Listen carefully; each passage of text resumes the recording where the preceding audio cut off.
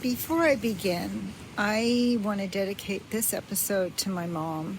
She was brilliant, ahead of her time, and my mom taught me by how she lived and how she left, never to die with my music still inside me.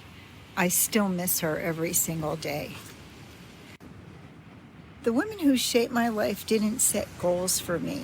They set standards through how they lived, how they loved, how they survived, and how they created. This week's podcast episode is a tribute to the women who did not disappear, who refused to go into the background, who live with courage, and who taught me never to die with my music still inside of me. So if you are a woman or a man leading, parenting, creating, or quietly carrying a legacy, this episode is for you. I'd love to hear who influenced you most and what standard did they leave with you. I'm being honored as one of the 100 most influential women in South Carolina in 2026 in their issue. And while I'm deeply grateful for this, what's really been coming up for me in this whole experience is I so did not get here by myself. I am standing on the shoulders of women who lived with courage, women who paid a lot of prices, women who survived, women who created and who refused to disappear. And this episode is actually not about me. It's about the standards that I inherited from the women who shaped my life and how those standards continue to live through me. Since we've been talking about setting standards and setting goals, I realized that to be in congruence with myself, I needed to pause and think, how many of the standards that I live by are actually mine, and how many can I thank the women that came before me for, and how many do I need to change?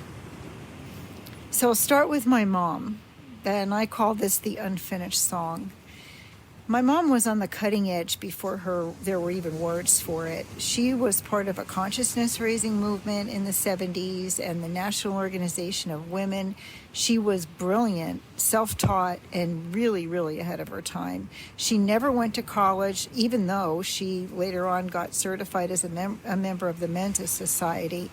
But she was born the daughter of two immigrants, so she skipped grades because she was so smart, graduated high school when she was 16, and she graduated early to help support her family.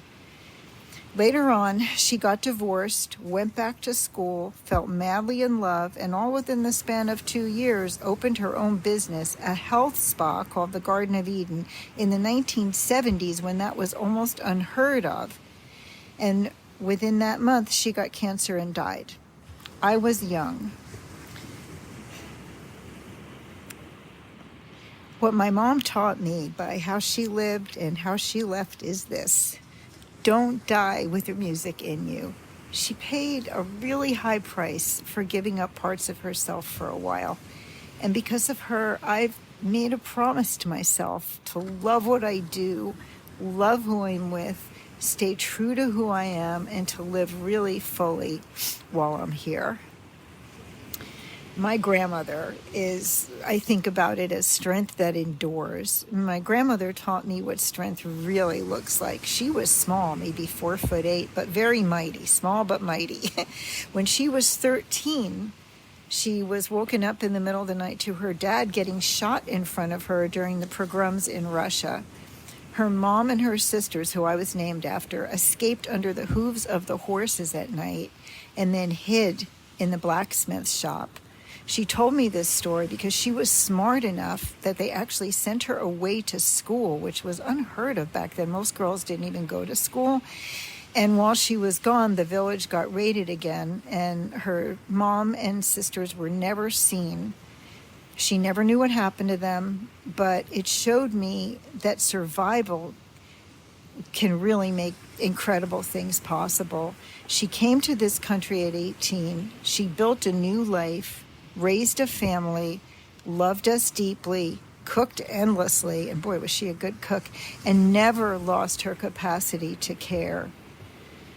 From her, I learned that you can endure unimaginable grief and still choose life and choose love. And she lived to be almost 90. So step in Aunt Charlotte, who was always a great aunt, but when my mom died, my Aunt Charlotte stepped in not to replace her at all, but just to steady me.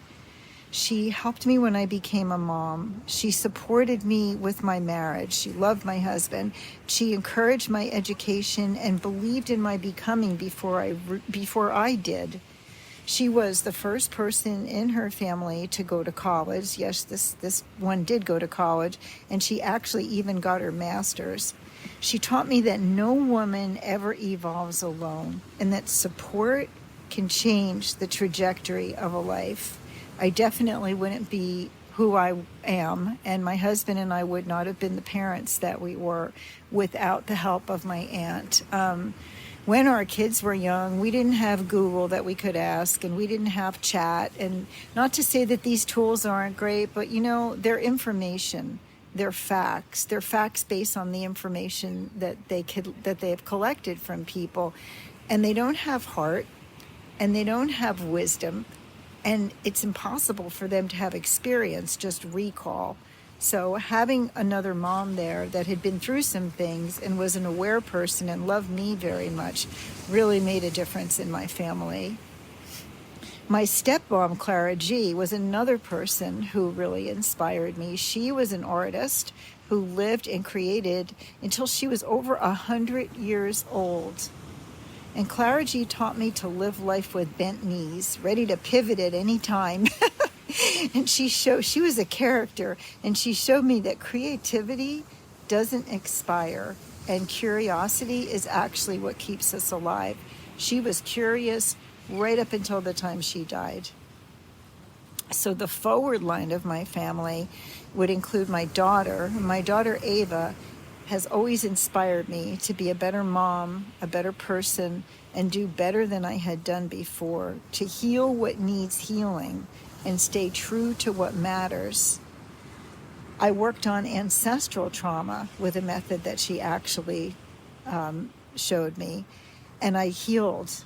I am forever grateful to her. And my granddaughter Audrey, along with my other grandchildren, but we're just talking about female members in this episode, inspires me all the time to leave the world a better place than I found it. These people remind me that healing doesn't stop with us. It travels forward. So this episode is a huge thank you. It's a thank you to the women who survived. It's a thank you to the women who created. It's a thank you to the women who paid prices so that I wouldn't have to. And to all the women listening, may you honor the standards you inherited. Have the wisdom to release the ones that no longer serve you, and never leave your music unplayed.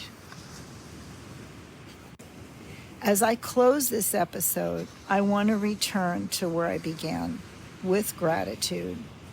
To my mom, whose music still lives through me. To my grandmom, whose strength made survival sacred. I know it's in my bones that I am a survivor.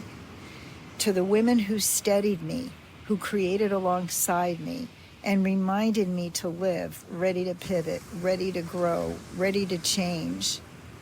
And to all the women listening, honor yourself. Your music matters.